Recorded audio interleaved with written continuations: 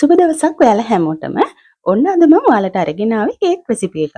බැලුව බැලමට ඔයාලට මේක පොල් කේක් එකක් වන්ඩෝ එකක් වගේ පෙනුනට මේක හදන විදිය ටිකක් වෙනස්. ඉතින් ඔයත් මේ රෙසිපි එක try කරලා බලන්න. ඇත්තටම ගොඩක් රසයි. මුලින්ම සීනි කැරමල් එකක් තමයි අපි හදාගන්නේ. ඉතින් සීනි කෝප භාගයක් මම පෑන් එකට දාගන්නවා. වතුර මේසෙන්දි එකක් එකතු කරගන්නවා ඒකටම. මේ වගේ අඩු ගින්දරේ සීනි ටික අපි උණු කර ගන්න ඕන. ඉතින් ওই විදිහට සීනි කැරමල් එක හදාගත්තම පොඩ්ඩක්වත් තිත්ත නැති වෙන්න හදාගන්න පුළුවන්.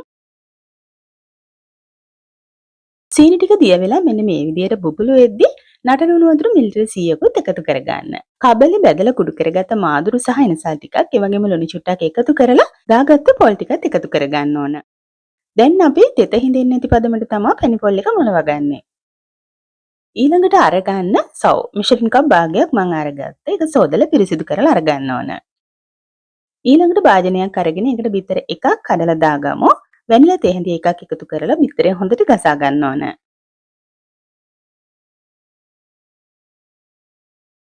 සෝදලා අරගත්ත සව් ටිකත් මේකටම එකතු කරගන්න. ඊළඟට හදාගත්ත පැණි පොල් එකත් එකතු කරගන්න. මේ බිස්කට් කුඩු මිශ්‍රණ කප් 4න් 3ක් මම අරගත්තා. මෙල්ට් කරගත්ත මාගරින් ග්‍රෑම් 25ක්.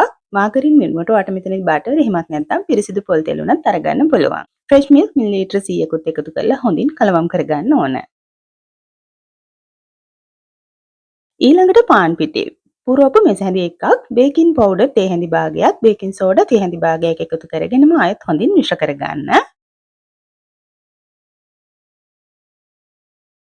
මේ කේක් ටික හදාගන්න මම පාවිච්චි කරන්නේ මෙන්න මේ සිලිකන් මෝල්ඩ්ස්. ඉතින් ඔයාලට මේ වෙනුවට පීරිසි කෝප් එහෙමත් නැත්නම් ඇලුමිනියම් කප්ස් ඒත් නැත්නම් ඔයාලට තනි භාජනයක හදාගන්න උනත් පුළුවන්. හදාගත්ත මිශ්‍රණය කප් වලට දාගත්තට පස්සේ විනාඩි 25ක් 30ක් විතර හොඳින් ස්ටීම් කරගන්න ඕන.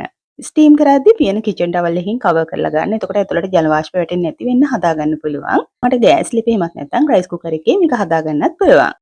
ස්ටීම් කරගත්තට පස්සේ මෙන්න මේ විදියට තමයි තියෙන්නේ. හරිම සොෆ්ට් මැද පුළුන් වගේ රසත් නියමයි. ඉතින් ඔයාලට තේ වේලාවට කඩකෑම ගන්නවට වඩා මේ විදියට ගෙදරම හදාගෙන රස බලන්න පුළුවන් හරිම ලේසියෙන්. එහෙමනම් ඔන්න රෙසිපි එක try කරලා බලන්න. ආමත් ඔයා මගේ channel එක subscribe කරලා නැත්නම් දැන් channel එක subscribe කරලා දිගටම channel එකත් එක්කම රැඳිලින් කියලා මතක් කරන ගම ගිහින් එන්න තවත් දවසක අලුත් රෙසිපි එකක් අරගෙන. එතකන් වීඩියෝ එක බැලුවට ඔයාලා හැමෝටම ගොඩාක් ස්තුතියි.